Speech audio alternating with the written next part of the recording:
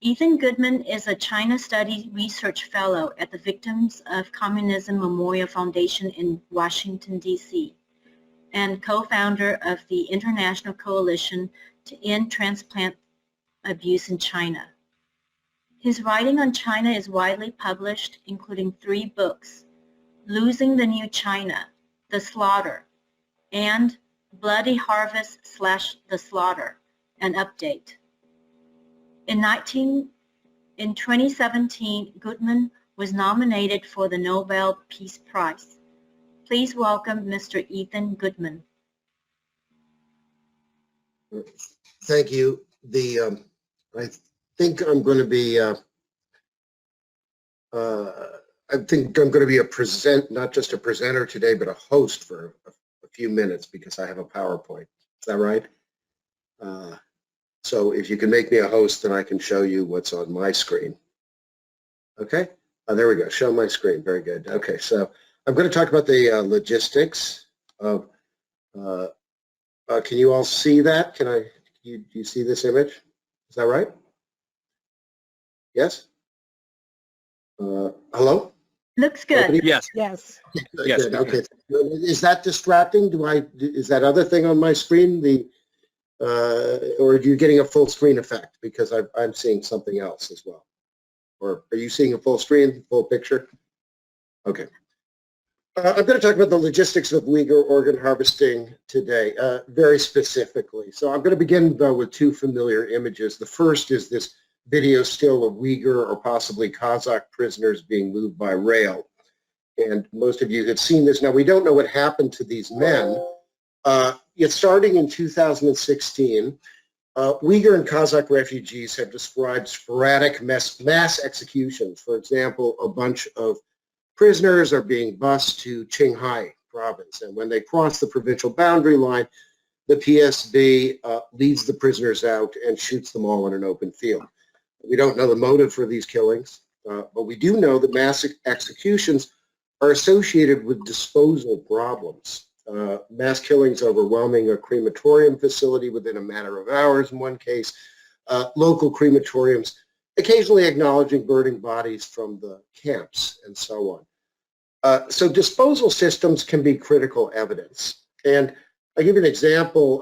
The only Wuhan COVID death toll estimate with any real reliability comes from counting the sale of funeral urns, for example. Now, Beijing is aware of this vulnerability. And since 2018, Uyghur cemeteries have been routinely bulldozed. Clearly, that's an attack on Muslim cultural traditions, yet it also permanently eliminates family DNA. 3 years ago, Gulchera Hoja of Radio Free Asia discovered the local authorities had put out a directive in 2017, construct 9 new crematoriums across Xinjiang, East Turkestan. Urumqi was first.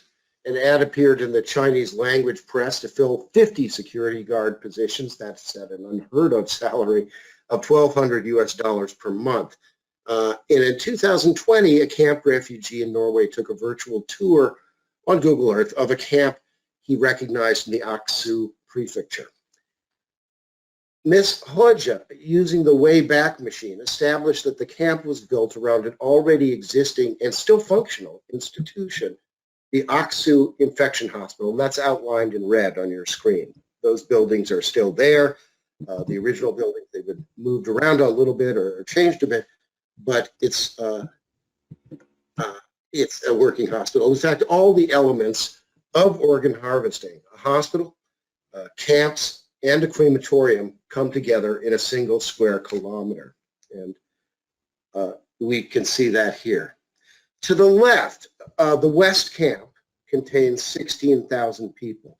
To the right, the East Camp contains 33,000 people, and the Aksu Infection Hospital. Forming the northern part of the triangle, 900 meters from the camps, for both camps, is a large crematorium. Now, a closer look at that. There are no visible smokestacks, yet David Campanelli of the BBC has pointed out to me that a rotary kiln incinerator is a very low emission system. Yet We also see two distinct lines joining the crematorium in the middle of the building. A bit hard to see there, but these could be walls, but they more closely resemble pipes. So the crematorium may be using a water-based system, alkaline hydrolysis, that is pump fresh water in, mix with potash. Heat the chamber to approximately 300 degrees Fahrenheit. Fats, hair, and bones break down, and the effluent can be drained into a leach field or simply pumped back into the Aksu River, which is 400 meters away. From Aksu Infection Hospital, it's a short drive to Aksu Airport, which has a special lane for human organs, a special fast lane. Although China Southern Airlines confirms that human organs are transported via the Aksu Green Passage, they don't provide a photo. But here's a Green Passage photo from Kashgar Airport instead. From Aksu Airport, there could be several end users. Here's my prime suspect.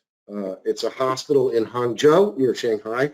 The first hospital of Zhejiang province has a formal big brother relationship with Aksu's doctors and medical apparatus. It's one of China's 10 certified ECMO training centers. And in 2017, liver transplants increased by 90% and kidney transplants went up by 200%. On March 1st, 2020, this, by the way, obviously coordinates with the camps are starting to reach a peak in Xinjiang at that point. On March 1st, 2020, First Hospital successfully performed the first double lung transplant on a COVID-19 patient. This was essentially an advertisement for foreign organ tourists that even during the pandemic, First Hospital was open for business. Okay, so to conclude here, we found one of the crematoriums with housing, medical, and transport infrastructure for the live organ harvesting of Uyghurs, and possibly Falun Gong. In fact, we know Falun Gong are often in these camps as well. Several witnesses have reported that to me. There's also Kazakhs, obviously, Kyrgyz, and Hui. Now, we'd like to collect all 9 crematoriums, and that is a big goal of ours, and we're not there yet. But I will say one thing about the scale of this overall. And my investigation in Kazakhstan, which was done just before the lockdown last year, involved extensive interviews with camp refugees. And here's my preliminary conclusion. At a minimum, 25,000 Uyghurs, average age 28 years old, are taken from the camps to be harvested every year. And about 68 people a day, that means, are being harvested for their organs. The higher range of my witness statements doubles that number to 50,000 per year, approximately, about 136 a day. The party's strategy is a troika of forced labor, lowered Uyghur fertility, and organ harvesting. And I've called this combination maintenance genocide. And I've assumed that the party's intentions run something along these lines. We will assimilate Uyghurs if we must, if we can. We will kill them if we must. Yet, you have to ask, what if that's only true under conditions of consistent Western pressure on Beijing? A crematorium that can support 50 security guards can process 136 bodies a day without breaking a sweat. And it is that excess capacity of 9 industrial scale crematoriums that should make us all wonder if the party's true intentions are closer to this statement.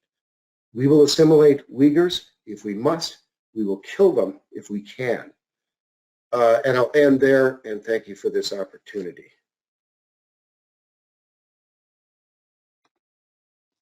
Thank you, Ethan, for giving us the information on forced organ harvesting of Uyghurs in China.